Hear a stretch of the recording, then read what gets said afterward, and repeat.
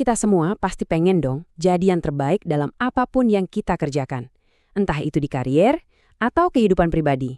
Tapi, seringkali ada satu kemampuan kunci yang kita lupakan. Padahal ini adalah fondasi dari segalanya. Kemampuan itu adalah fokus. Nah, yuk kita bedah bareng-bareng gimana sih cara kerja penggerak rahasia ini dan gimana caranya biar kita bisa menguasainya. Pernah nggak sih lagi asyik kerja atau lagi ngobrol, tiba-tiba tangan udah otomatis aja gitu ngambil HP, nge-scroll media sosial. Padahal kita sendiri lupa, tadi niatnya mau ngapain ya? Kayak ada autopilotnya kan? Tenang, Anda nggak sendirian kok.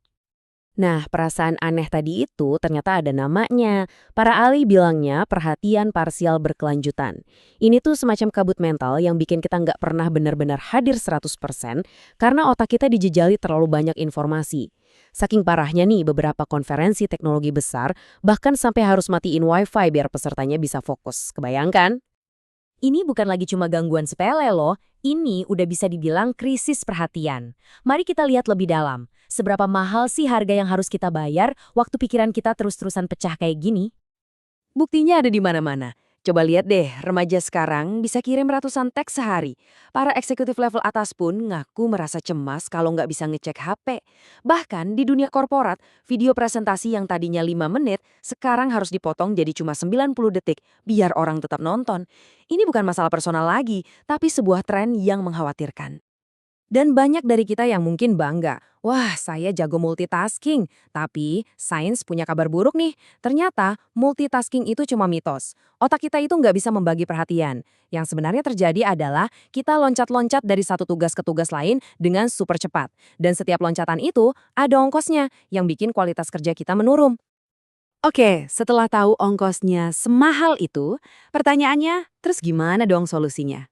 Jawabannya ada di pemahaman tentang 3 jenis fokus. Ini adalah sebuah kerangka berpikir yang bisa mengubah total cara kita memandang perhatian. Jadi, ada 3 serangkai fokus yang perlu kita latih. Ada fokus batin untuk kenal sama diri sendiri. Ada fokus lain untuk bisa nyambung sama orang lain. Dan ada fokus luar untuk bisa membaca dunia di sekitar kita. Menguasai ketiganya, itu kunci buat hidup yang produktif dan seimbang. Yang pertama, fokus batin. Ini soal kemampuan kita buat dengerin suara di dalam diri, intuisi kita, dan nilai-nilai yang benar-benar penting buat kita. Ini adalah soal kesadaran diri. Tanpa ini, kita tuh kayak kapal tanpa kemudi, gampang banget keombang-ambing nggak punya arah yang jelas. Yang kedua, fokus lain.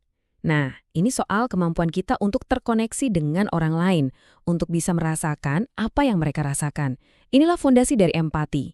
Seorang pemimpin yang nggak punya fokus ini, wah, bisa-bisa dicap nggak peka dan nggak peduli sama timnya. Dan yang terakhir ada fokus luar. Fokus ini yang bantu kita buat membaca dunia di sekitar kita. Sistem yang lebih besar, entah itu di organisasi, ekonomi, bahkan tren global. Tanpa fokus ini, seorang pemimpin bakal gampang banget ketinggalan kereta dan kaget sama perubahan yang nggak dia duga.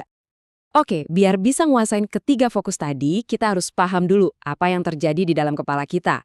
Ternyata nih, ada 2 sistem di otak kita yang kerjaannya rebutan kendali perhatian. Ada si otomatis dan ada si yang disengaja. Coba kita lihat. Di satu sisi, ada pikiran bottom up. Anggap aja ini autopilot kita, kerjanya cepat, otomatis, impulsif, dan dia yang ngurusin semua kebiasaan kita. Nah, di sisi lain ada pikiran top down. Ini adalah pilot sadar kita. Dia lebih lambat, lebih analitis, dan dia yang kita pakai buat fokus ke tujuan. Pertarungan antara si autopilot sama si pilot sadar inilah yang setiap saat menentukan kemana perhatian kita pergi. Biar lebih kebayang, kita lihat cerita nyata yang dramatis banget. Ada seorang atlet lari gawang namanya Lolo Jones. Dia lagi memimpin di final Olimpiade 2008. Medali emas udah di depan mata banget. Tapi di detik-detik terakhir dia tiba-tiba mikir, aduh, teknik lari gue harus bener nih. Nah, saat itulah pilot sadarnya yang analitis mengambil alih sistem autopilotnya yang sebetulnya udah terlatih ribuan jam. Hasilnya, ritmenya buyar, dia nabrak gawang dan akhirnya cuma finish di urutan ke-7. Inilah contoh sempurna dari choking. Gagal justru karena terlalu banyak mikir. Dan ini nggak cuma terjadi di dunia olahraga. Seorang direktur di tim baseball Minnesota Twins pernah bilang, kalau pelatih cuma ngomongin apa yang jangan dilakukan, itu malah resep pasti buat pemainnya gagal. Terlalu banyak analisis bisa merusak keahlian yang udah mendarah daging. Nah, ini dia kabar baiknya. Kita nggak harus pasrah kalah terus dalam pertarungan ini. Karena ternyata perhatian itu persis kayak otot. Bisa dilatih biar makin kuat. Yuk kita lihat gimana caranya. Ini poin yang paling penting. Tolong diingat ya, anggap fokus itu otot. Kalau jarang dipakai, ya jadi lembek. Tapi kalau dilatih dengan benar, dia bakal makin kuat dan besar. Jadi, fokus itu bukan bakat, tapi sebuah keterampilan yang bisa diasah. Terus, gimana cara melatihnya biar cerdas? Ada 3 prinsip sederhana. Pertama, waktu lagi latihan sesuatu, benar-benar hadir 100%. Fokus. Kedua, cari umpan balik. Tahu di mana salahnya, entah itu dari mentor atau dari evaluasi diri. Dan yang ketiga, yang sering dilupakan, istirahat. Latihan keras itu ada batasnya, kira-kira 4 jam sehari, biar konsentrasi tetap tajam. Kenapa ini penting banget? Karena ada yang namanya neuroplastisitas, kemampuan keren otak kita untuk membentuk ulang dirinya sendiri. Tapi ada satu syarat mutlak biar ini terjadi. Kita harus memperhatikan. Kalau kita latihan sambil pikirannya kemana-mana, otak kita nggak akan berubah. Latihan tanpa fokus itu ya sama aja buang-buang waktu. Pada akhirnya, kemampuan untuk fokus inilah yang membedakan orang yang biasa-biasa saja dengan orang yang luar biasa.